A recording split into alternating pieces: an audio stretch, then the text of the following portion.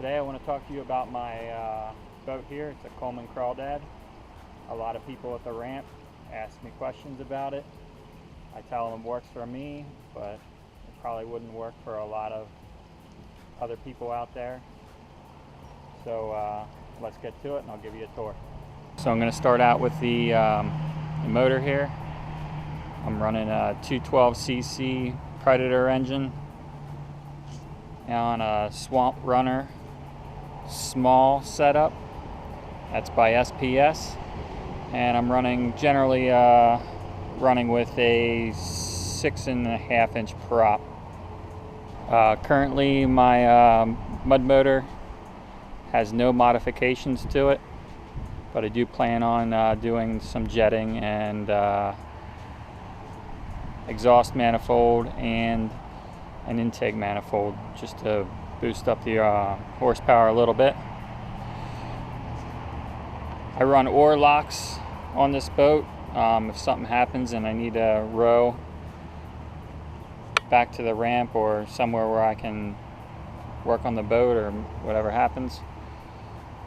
I'm running a grab bar here, so when I'm operating it's in the standing position.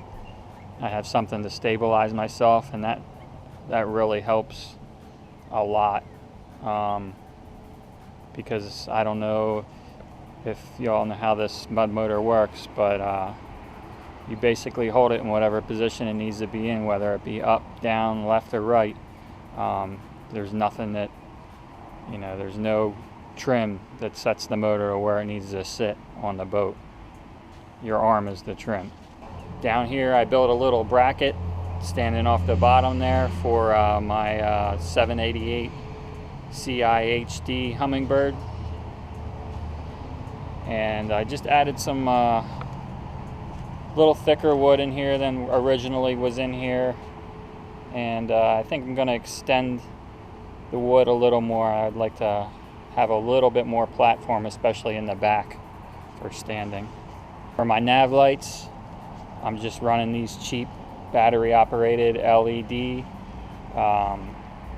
I don't always carry a battery on my boat, so I just like to be able to use those without a battery if I choose to. I have a little anchor set up here. I'm using the one of the Night Eyes, I guess it's like a clothesline tensioner, where you can pull this up and you can pull that out, and then I have my anchor, whatever anchor I decide to run, connected to the end here, and it'll just run out as far as I want it to. And then once I have the proper amount of line set up, you can just pull back this little arm and it sets it in there. I mean, it's locked and it won't pull out. I really like this setup, and then I just keep a little container here with all my extra anchor line in there so it don't get all tangled up. Has somewhere to lay other than just in the bottom of the boat. In the back here I did widen the transom board a little bit to give it a little more strength and surface area for the motor to hold on to. Keeps it from flexing as much as it used to. This little pipe here is for my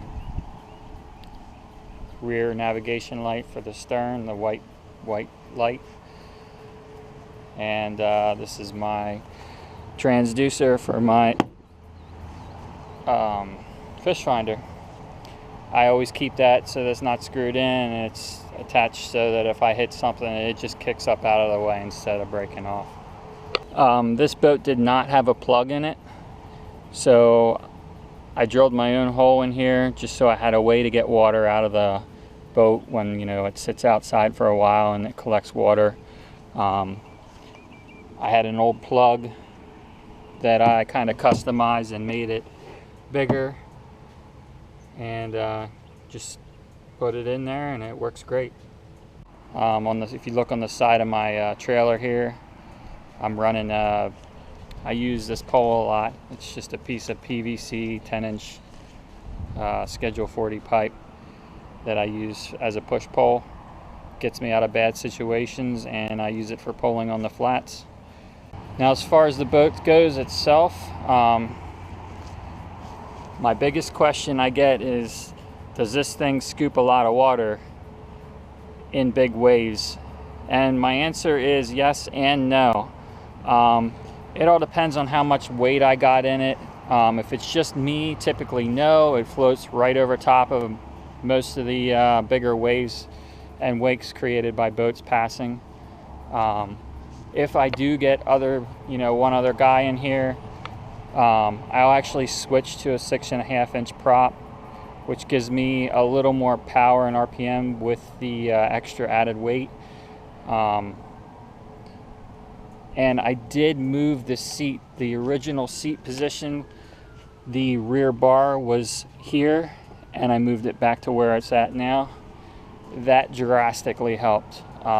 With the seat position where it originally was positioned from the factory was way too far forward and created a lot of problems. The total with the motor, I'd have about $750 total with the trailer, motor, boat, and all my add-ons.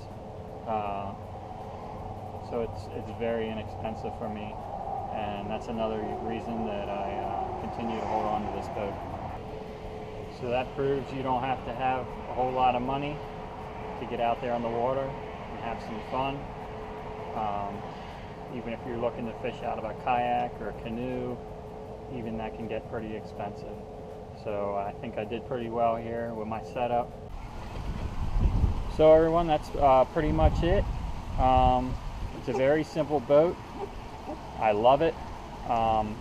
Like I said at the beginning, it might not be for everyone. I'm a pretty light guy. I am 170 pounds wet, and it works great for me. I've had this boat for a long time. I don't think I'll ever give it up. I'm sure my son will be using it when he gets old enough to use a boat. And yeah, I love this boat. Eventually I'll upgrade, but for now I'm happy with it. It works great on the flats. It works great on the river.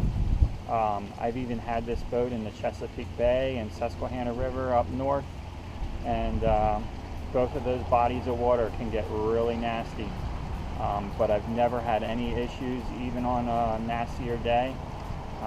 Like I said, with just me in it, it floats right over top of the waves, no problem.